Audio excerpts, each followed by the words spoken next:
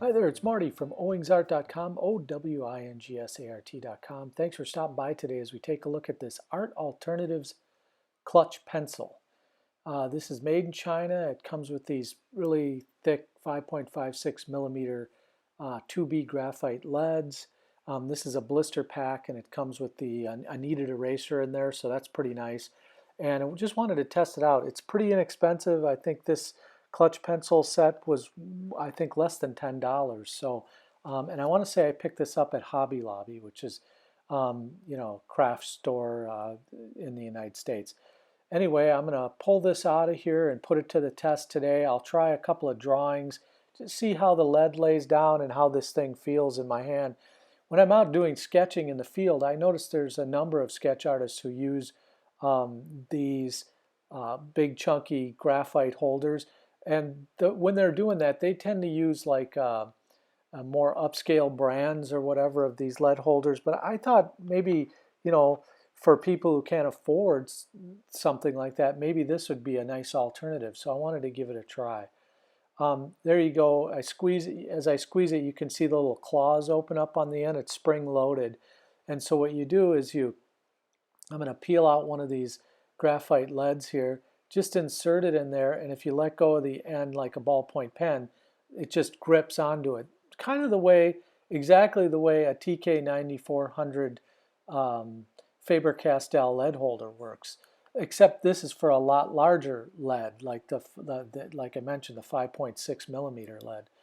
So what I'm going to do here is just going to make a few lines and just see how the graphite is. I mean, this is, like I said, more inexpensive, so I just wanted to see, just get a sense for how this graphite might work, and it works pretty well. I had no problems at all, and although in the TK 9400 I use a sharpener, a special sharpener that's made for this type of lead application. For this, I just used a little piece of sandpaper and just turned it as I ground the lead away, and that worked out really nice as well.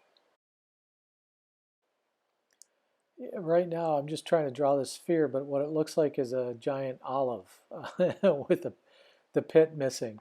But I'll get to it here, and this will shape up. And just wanted to use this kneaded eraser to see how it worked on this 2B graphite that's comes with the lead holder, or what they call a clutch pencil. So when I'm out sketching, I mentioned a lot of artists use these. They seem to have pretty good success with them, so kind of what led me to want to try them out and see how well they work. So here I'm just adding a little bit more definition, but I can see, the weight of this thing over time, you could get some hand fatigue.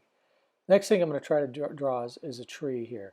I start with a branch. I've been drawing trees for a long time and nature stuff and landscape, so doesn't scare me to start out on a branch. Whereas if you were going to do this from scratch, or you were a brand new artist who just wanted to start out drawing landscapes, I'd recommend drawing the trunk first and then moving on to a branch. But sometimes I want to start out in a different place.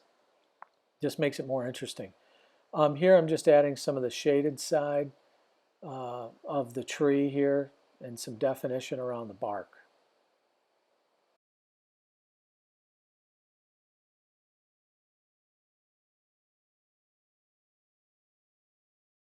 As you move in and your drawing starts to take shape, you want to think about things like, where would the cast shadow, or where would the shadows be?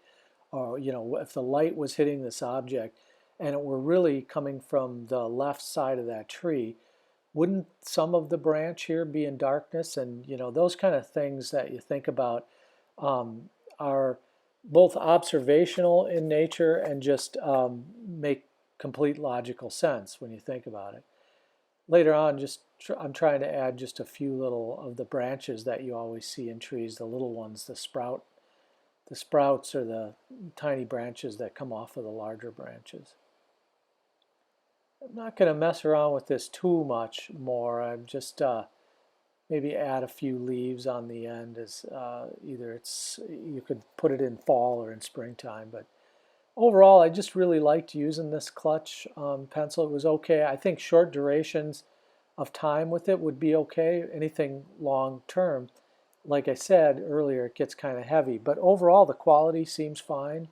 The leads themselves seem good, and no trouble at all there.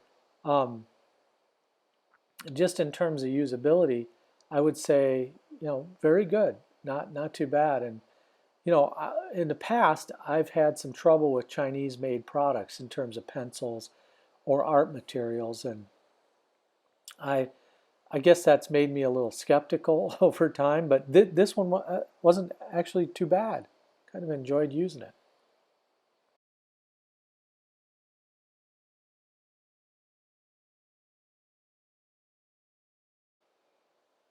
For under $10, it's pretty tough to go wrong with you know uh, something like this. I mean, I would recommend trying it out. I'm going to try out some different ones over time, and if I can afford them, I'll try out I think they make a variety of them. Even some of the higher end manufacturers make these lead holders as well. Comes in a nice handy tin case. I don't think I'd keep it in there. I might reserve that for some other pencils, but um, well, there you go. That's the Art Alternatives Clutch Pencil set made in China. It comes with those 3 graphite leads, which I'm putting away here. It comes with the lead holder and that kneaded eraser. All right, well, don't forget to leave a comment or a question if you have one. Stay tuned for additional art supply and pencil reviews as we move through the coming weeks and months here. And I really appreciate you stopping by and taking a look. Leave a thumbs up or a like, drop a little love on the channel if you wouldn't mind, and don't forget to subscribe. All right, have a great day, everybody. This has been Marty for owingsart.com. That's OWINGSART.com. Have a great day. Bye-bye.